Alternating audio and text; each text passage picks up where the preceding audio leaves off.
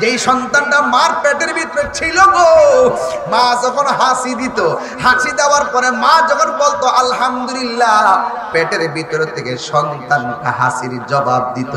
এখন বলবেন হুজুর মায়ের নামটা কি? মায়ের নাম হলো উম্মুল খায়ের ফাতেমা। সন্তানটার নাম কি? সন্তানটার নাম হইল হুজুর গাউসুল আজম আব্দুল কাদের জিলানী।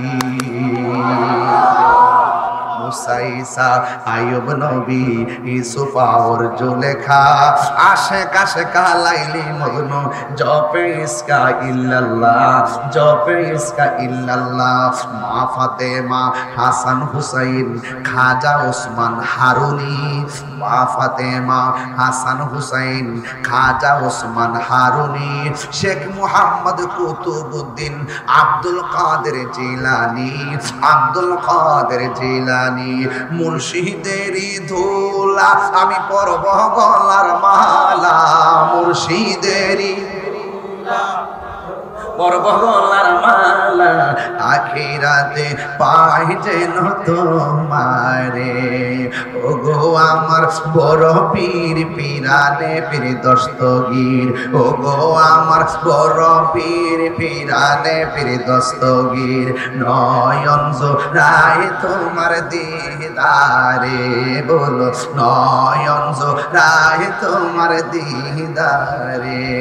জোরে জোরে কি আল্লাহু আকবার বলা যাবে না?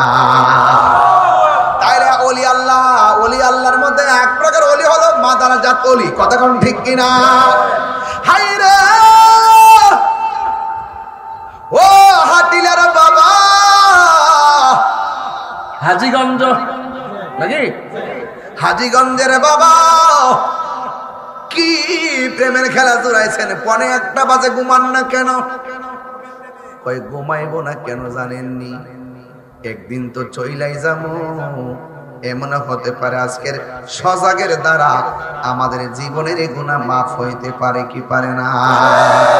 আল্লাহু আকবার। উরসে জালালিতে যারা আসছেন খবরদার, বড় ভাগ্যবান আপনারা। আদব নিয়ে বসবেন আর মনে মনে ভাববেন জালালি আমরা দেখতেছি। ওলি আল্লাহ দেখার ক্ষমতা আছে না নাই? জোরে কোন আছে না নাই? গাউসে পাকের নয়, খাজা গরিবে নওয়াজের কাছে এক লোক যায় কো হুজুর আমি আপনার কাছে মুরিদ হবো। সুবহানাল্লাহ করে রে। মুরিদ হওয়া ভালো না খারাপ? আর জোরে কোন না ভালো না খারাপ? মুরিদ হবো যখন বলছে, বলার পরে ওই মুহূর্তেই বলতেছেন ঠিক আছে বসো। বসলেন। এবার গাউসুল হযরতে খাজা গরিবে নওয়াজ বলেন, তুমি কি সত্যি আমার কাছে মুরিদ হইবা? কই জি মুরিদ হব। তুমি কি সত্যি আমারে ভালোবাসো? কই জি আপনারে ভালোবাসি। কই তুমি আমার কাছে মুরিদ হইবা, আমারে ভালোবাসো? আগে পিছন দিক দিয়ে ছুরিটা বাইর করো। তোমারে যে একজন ফাটাইছে সুযোগ পাইলে আমারে ফার মারো, আগে বাইর করো। ওই লোকে ডাক দিয়ে গো হুজুর আমি পিছনে ছুরি রাখছি, কে আমার পাঠাইছে? আপনি জানলেন কেমনে? জবান খুললা কোন জানাইছে কেডাই? আল্লাহ। আল্লাহদের বেলায়াতের খাবার মানেন কি মানেন না? আল বেলায়াতু জিল্লুন নবুওয়াত, বেলায়াত হলো নবুয়তের ছায়া। আমি নামাজ পড়েন 5 ওয়াক্ত, সমস্যা নাই। হজ করেন 42 বার, সমস্যা নাই। তবে জাইন না হইরেন, সিন্না দইরেন, বুজ্জা হইরেন না, বুজ্জা কোনো কিছুতেই কাজ হবে না।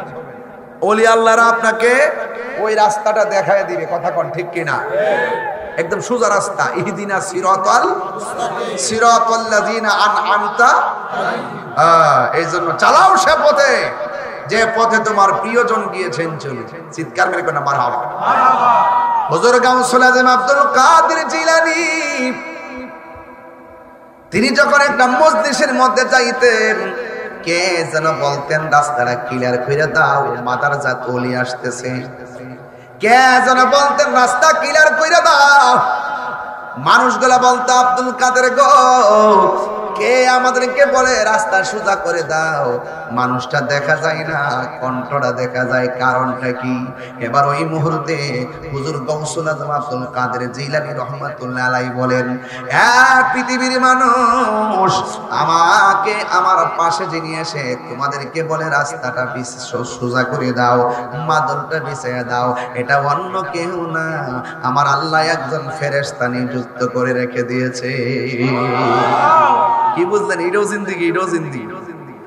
এই জন্য আমার ভাইয়ারা, ওলি আল্লাহদের বিরুদ্ধে আচরণ করা যাবে না।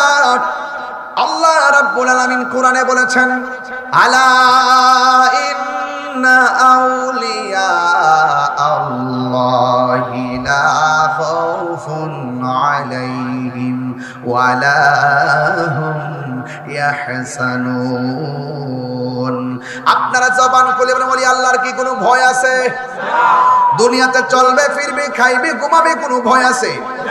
এই জন্য দেখবেন আল্লামা জালালি হুজুর সব সময় দেখবেন তিনি বেশি দেখবেন অনেক ভয়, অনেক সাহস ছিল।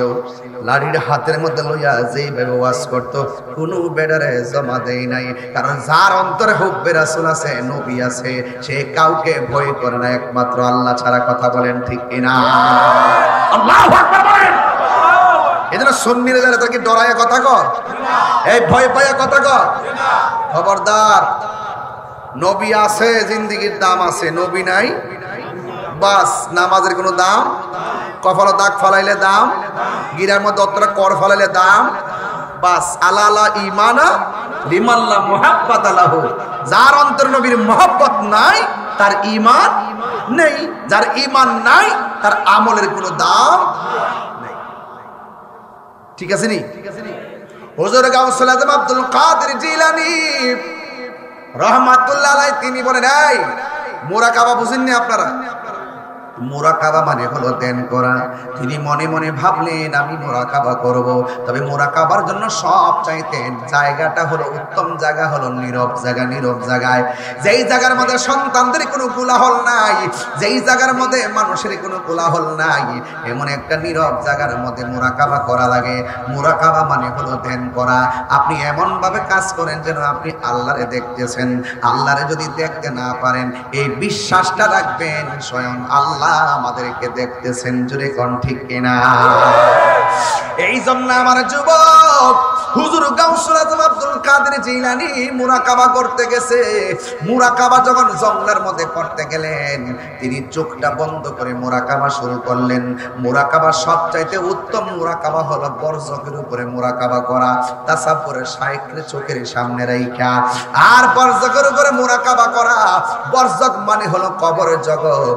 এমন ভাবে মুরাকাবা করবেন চোখ বন্ধ কইরা, যে আমার ঘরের দরজার সামনে আজরাইল এসে গেছে, আমার আজরাইল আইসা আমার রুহুটারে দইরা ফেলাইছে, আমাকে আইসা আজরাইলে দাও মারছে, আমার রক্তগুলা যেন পানি হইয়া গেছে, রুহুটা বের কইরা নিয়ে গেছে, আমার আমার আমার গরম পানি গরম হইতেছে, আমার মসজিদের খাট আমার বাড়ির মধ্যে আসতেছে, সাদা কাপড়টা আমারে পরাইয়া ফেলাইছে, আমারে কবরের দিকে নিয়ে যাওয়া করছে।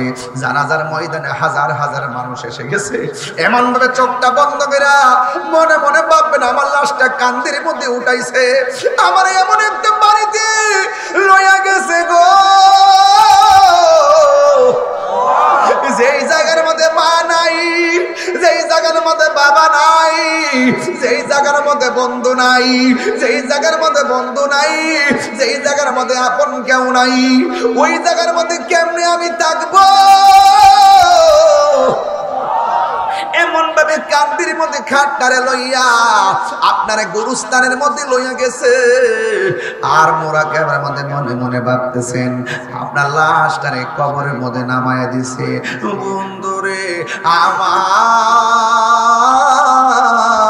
ও যুবকের দল, রাত্র এতটা গভীর হয়ে গেছে, বাড়িতে যাইবার লাগে মনটা অস্থির অস্থির হইয়া গেছে। তোমার সাথে চা খাইছে, পানি খাইছে, খবর লইয়া দেখো কবরের মধ্যে পড়ে আছে, কিন্তু বাড়ির মধ্যে আসার মতো কোনো সুযোগ পাইতেছে না। ওই কবরে একটা একটা জনম জনম কইরা রইছে রে। এই জন্য আমার যুবক, আমার নবী আপনার নবী বলেন, ওই কবরের ভিতরে যখন নামায়া দিবে, মুরাকাবার মধ্যে বলবেন, আমার ঘরে কাঁদলো, আমার কবরে কেউ আইলো না, আমার গোসল দেওয়াইলো, আমার কবরে কেউ আইলো না। হাজার হাজার মানুষ আমার জানাজা দিছে, ঈদগার ময়দানে জানাজা হয়নি? এই জানাজার ময়দানে কত মানুষ আসি, কবরের মধ্যে যায় না। আমার লাশটারে কবরে নামাই দাও, আমার কবরের মধ্যে আপনজন কেউ আসলো না। মুরাকাবার মধ্যে মনে মনে ভাববেন, আমার মুর্শিদ আমারে কইছে নবী হইল আমাদের আপন, এই নবী পাক সাল্লাল্লাহু আলাইহি সাল্লাম আমার আপন। ওই মুরাকাবার মধ্যে মনে মনে ভাববেন, এই কবরে বন্ধু থাকবে না, বান্ধব থাকবে না, এই কবরে যিনি থাকবেন তিনি সোনার মদিনাওয়ালা। ওই নবীর প্রেমে আমার জীবন দিয়া দিতে হবে। মার চাইতে ওই নবীকে ভালোবাসতে হবে, বাবার চাইতে নবীরে ভালোবাসতে হবে, বন্ধুর চাইতে নবীরে বেশি ভালোবাসতে হবে গো। এই জন্য আমার যুবক ভাইরা, নবী ছাড়া কবরে কোনো আপন হবে না। এই মুরাকাবা করতেছে হুজুর গাউসুল আজম, মুরাকাবা শেষ হয়ে গেছে, গলাটা শুকায়া গেছে, আল্লাহরে ডাক দিয়া কই, আল্লাহ গলাটা শুকায় গেছে, একটু পানির ব্যবস্থা করে দাও। কথাটা বলতে দেরি, আমার আল্লাহ ফকফকা রৌদ্রের মাঝেও আসমান থেকে মুষলধারে বৃষ্টি নামায়া দিছে। জোরে জোরে করেন আল্লাহু আকবার। প্রেম হাসাই প্রেম কাদাই রে দয়াল, এই কি প্রেমের পাওনা। ওরে মুর্শিদ মুর্শিদ কইরা তাহিরি হইছে রে দেওয়ানা। ওরে প্রেম করিয়া প্রেমিক মরে রে, আমার জালালি মরে না, ঠিক না? এই জন্য মরে যেতে হবে, কবরে যাইতে হবে। কবরে যাওয়ার আগে নামাজের দরকার আছে না নাই? আরো জোরে নামাজের দরকার আছে না নাই? রোজার দরকার আছে না নাই? যাকাতের দরকার আছে না নাই? এই গড়টাতে যাওয়ার আগে নবীরে চিন্না যাওয়া লাগবে। নবীরে না চিন্না গেলে অবস্থা ভয়াবহ হয়ে যাবে। রাতের অন্ধকার হয়ে গেলে জিকির তুলতে হবে। জিকির, জিকিরের মাধ্যমে কলবের মধ্যে ময়লা থাকলে পরিষ্কার হয়ে যায়। কথা কোন ঠিক কিনা? একটু দেখি তো আপনাদের জিকির করার ঢংটা কি, বলেন। আফামাজা ইল্লা রাহমাতাল লিল আলামিন, আল্লাহুম্মা أسلم يا قوم والصلوا على صدر الأمين مصطفى ما جاء إلا رحمة للعالمين اللهم صل وسلم وبارك عليه شكرا বলে মারহাবা।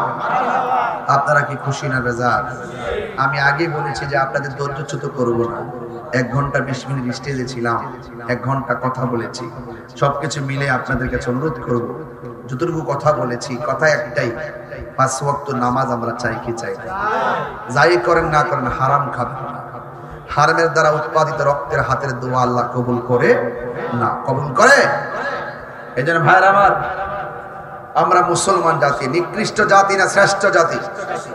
আরো জোরে এই আওয়াজে মানি না, উঁচু আওয়াজে এই কথাগুলো বলতে, এটা গুরুত্বপূর্ণ কথা। মুসলমান জাতি কি নিকৃষ্ট না শ্রেষ্ঠ? শ্রেষ্ঠ যদি হতে হয় শ্রেষ্ঠত্বের কাজ দরকার আছে না নাই? আপনারা জানেন বিশ্বে আন্তর্জাতিকভাবে মুসলমানদেরকে নিধন করে দেওয়ার জন্য আন্তর্জাতিক চক্রান্ত চলছে। কথা বলেন ঠিক কিনা? আপনারা দেখেছেন গত পরশুদিন অনর্থক ইসরায়েলের সন্ত্রাসীরা ইরানে আক্রমণ করেছে। কোনো দোষ নাই, কোনো ত্রুটি নাই, অনর্থক। এই ইরানের মধ্যে ইসরায়েলের জঙ্গি গোষ্ঠীরা, সন্ত্রাসী গোষ্ঠীরা কি করেছে? আক্রমণ করেছে। এই ইসরায়েলের বাদেনমার গোষ্ঠীরা সারাটা জীবন আমাদের ফিলিস্তিনি মুসলমানদেরকে, গাজার মুসলমানদেরকে মেরে মেরে শেষ করে দিচ্ছে। কথা বলেন ঠিক কিনা? এখন আমাদের মুসলমানদের পক্ষ থেকে আমাদেরকে ঐক্যবদ্ধ হওয়ার দরকার আছে না নাই? আরো বড় করে আছে না নাই? আপনারা দেখেছেন যখন ইরানে ইসরায়েল প্রথম ক্ষেপণাস্ত্র নিক্ষেপ করলো, ইরানের পক্ষ থেকে ড্রোন পাঠিয়ে একাধারে ওই ইসরায়েলের মেরুদণ্ডে আঘাত করে তাদের স্থাপনাগুলো উড়িয়ে দিয়েছে। মারহাবা কর না কেন? আর জোরে করে মারহাবা কর না কেন? ইনশাআল্লাহ সকল মুসলমানরা একটা ইউনিট হতে যাচ্ছে। আমরা বাংলাদেশের মুসলমান, ইরানে যদি আক্রমণ হয়, ফিলিস্তিনে আক্রমণ হয়, আমরা ইসরায়েলের বিরুদ্ধে দুর্গ গড়ে তুলতে চাই কি চাই না? আরো জোরে চাই কি চাই না? আমার পরিষ্কার কথা থাকবে, ইসরায়েলের বিরুদ্ধে ইরান, কুয়েত, মিশর, বাহরাইন, সৌদি আরব, যত মুসলমান রাষ্ট্র আছে, পাকিস্তান সহ, বাংলাদেশ সহ যত মুসলমান রাষ্ট্র আছে, এই ইসরায়েলের আগ্রাসনের বিরুদ্ধে মুসলমানদের উপরে যেভাবে নির্যাতন চালিয়েছে, সকল মুসলমান ঐক্যবদ্ধ হয়ে একযোগে আওয়াজ তুলতে হবে, অনতি বিলম্বে ইসরায়েলকে সন্ত্রাসী হিসেবে ঘোষণা করতে হবে। এই সন্ত্রাসীদের কালো হাত আমরা মুসলমানদেরকে ভেঙে দিতে হবে, কথা বলেন ঠিক কিনা? তাদেরকে উড়িয়ে দিতে হবে। সেখানে আমরা মুসলমান বিভেদ চাই না, ঐক্যবদ্ধভাবে ইসরায়েলের আগ্রাসনের বিরুদ্ধে আমরা সকল মুসলমানরা এক হয়ে লড়বো ইনশাআল্লাহ। আরো বড় করে ইনশাআল্লাহ। যা ক্ষমতাসীন মুসলমান রাষ্ট্রদেরকে বলবো আপনারা এগিয়ে যান, ইনশাআল্লাহ সারা বিশ্ব আপনাদের সাথে আছে। থাকবো কি থাকবো না? আল্লাহ যেন কবুল করে, বলুন আমিন। যাই হোক, সবাইকে অনুরোধ করছি, সবাইকে সম্মান রেখে অনুরোধ করছি। সালাতু ওয়াসসালামু আলাইকা ইয়া রাসূলুল্লাহ।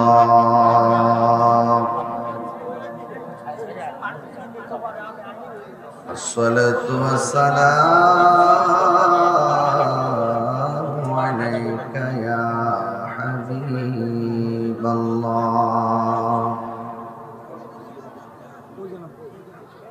الصلاة والسلام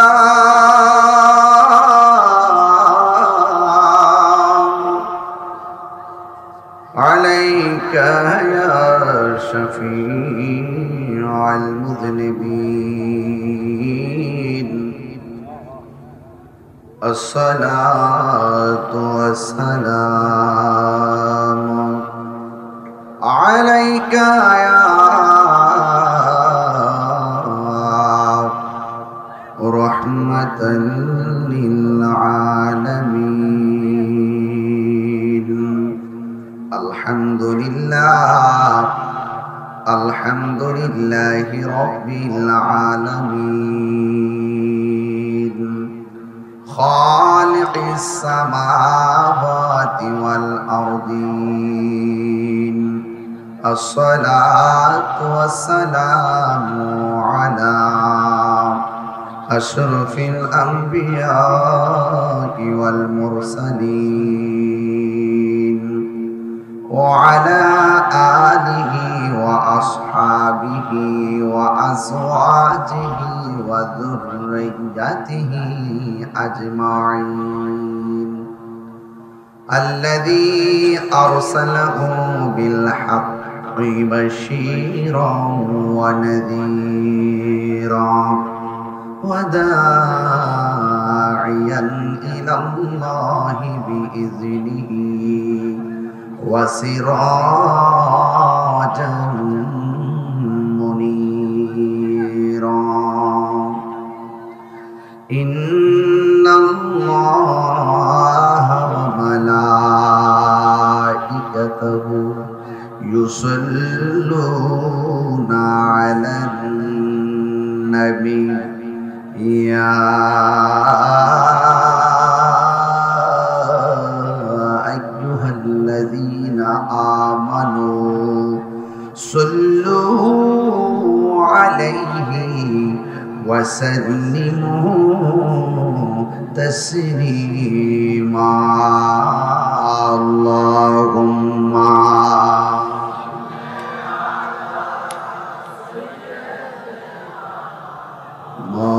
مولانا محمد وعلى آل سيدنا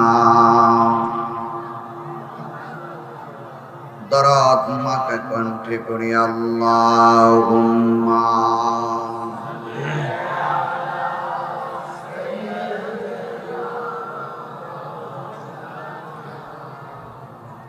وعلى آل سيدنا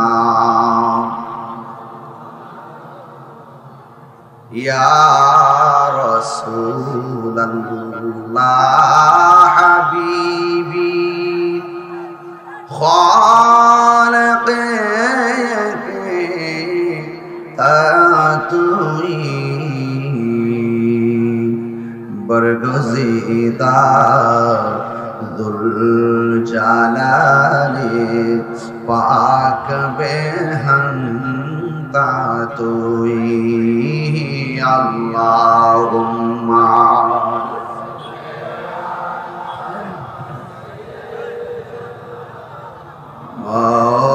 مولانا محمد وعلى آل سيدنا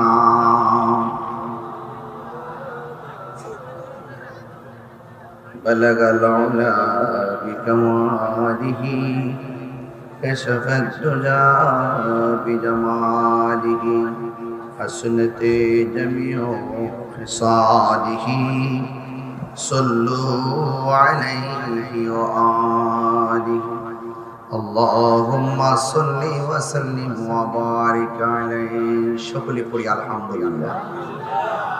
ঈদ মুবারক। সবাই ভালো আছেন? আলহামদুলিল্লাহ, আমিও আপনাদের দোয়ার বরকতে ভালো আছি। অলিকুল শিরোমণি শাইনশের তরিকত পীর কামেল মুর্শিদ এবং কামেল তরিকতের মহান দিকপাল, অন্ধকার হৃদয়কে আলোকিত করার এক অনবর্ষী চেতনা আল্লামা শেরে গাজী আমিনুল ইসলাম জালালী রহমাতুল্লাহ আলাইহি হুজুরের স্মরণে মহা পবিত্র উরসে জালালী, হুজুরে বলেন মারহাবা। তিনি এই গ্রামে তরিকতের চারা লাগিয়েছেন, আর আমরা এসেছি ফল খাওয়ার জন্য। কথা বলেন ঠিক কি? স্বাধীনতা অর্জনের চেয়ে রক্ষা করা অনেক কঠিন, ঠিক কিনা বলেন? গাছের চারা লাগিয়ে গেছেন, আজকে গাছ বড় হয়েছে, ডালপাল হয়ে গেছে, ফল ধরেছে, আমরা খাচ্ছি। এটার নামই হলো কৃতজ্ঞতা। তো আজকের এই মাহফিলের হাটিলা ঈদগাহ ময়দানের মাহফিলের সম্মানিত সভাপতি, হাজীগঞ্জ উপজেলা বিএনপির সাবেক সাধারণ সম্পাদক, যিনি একজন সুন্নি যোদ্ধা হিসাবে বুঝতে পারছি, জনাব এম.এ. রহিম পাটোয়ারি সাহেব, সহ সভাপতি বিশিষ্ট রাজনীতিবিদ জনাব আক্তার হোসেন মজুমদার ভাই সহ আজকের মাহফিলের মেহমানে আলা আওলাদে কালিয়াফুরি, আশিকে রাসূল সুমধুর কণ্ঠের অধিকারী, জালালিয়া পাক দরবার শরীফের বড় সাহেবজাদা আল্লামা পীরজাদা আলহাজ মৌলানা মোবারক হোসেন জালালি হুজুর মুদ্দাজিল্লাহ আলী বক্তব্য রেখেছেন। জালালিয়া পাক দরবার শরীফের আরেক রৌনক শাহজাদা, আশিকে রাসূল আওলাদে ওয়ালি পীরজাদা আল্লামা সোহরাব হোসেন জালালি সাহেব বক্তব্য রেখেছেন। জালালিয়া পাক দরবার শরীফের অন্যতম শাহজাদা, আশিকে রাসূল আওলাদে ওয়ালি পীরজাদা আল্লামা মুফতি আমজাদ হোসেন জালালি সাহেব বক্তব্য রেখেছেন। মুফতি মোতাহের হোসেন শামীম আল কাদরি সাহেব, সালামান্তে মোহাম্মদ বিল্লাল হোসেন জালালি সাহেব, সার্বিক তত্ত্বাবধান আলহাজ সবির হোসেন মজুমদার সাহেব, মাহফিল পরিচালনা হাফেজ হাসান পাটোয়ারি সাহেব সহ ওয়া মুবাল্লিগিন উলামা একরাম, সকলে সবান্ধবে জোরে সুরে মহব্বতে পড়ুন আলহামদুলিল্লাহ। লাখ কোটি দরুদ ও সালাম ওই নবীজির নূরানি কদম মোবারকে, যিনি হায়াতুন নবী, নূর নবী, গায়বের খবর দেনেওয়ালা, হুজুরপুর নূর সাল্লাল্লাহু আলাইহি ওয়াসাল্লামের উম্মত হিসাবে আল্লাহ পাক আমাদের সকলকে কবুল করেছেন। এজন্য শুকরিয়া তান আবারও পড়ুন আলহামদুলিল্লাহ। রাত্র প্রায় 12টা, রাত্র প্রায় 12টা, রাত্র 12টার সময় হাজার হাজার মানুষ দোতলা তিনতলা ছাদের উপরে ডানে বামে গাছতলায় বাঁশতলায় দাঁড়িয়ে বসে অনেকগুলো মানুষ আপনারা আলোচনা শোনার অধীর আগ্রহে আমার পূর্বের আলোচকদের বক্তব্য শুনেছেন। এক ভাই বলছেন যে হাটিলাতে আমি আসি নাই। আমি যদিও হাটিলাতে আসি নাই, কিন্তু তাহিরি হুজুর হাটিলাতে নতুন কেউ না। প্রতি মোবাইলে মোবাইলে তাহিরি হুজুর আছে, ঠিক না? আরেক পাগলা বলতেছে হৃদয়ে, যে যেভাবে যাকে ধারণ করে, কেউ মোবাইলে ধারণ করে, কেউ হৃদয়ে ধারণ করে। তবে কথা একটাই,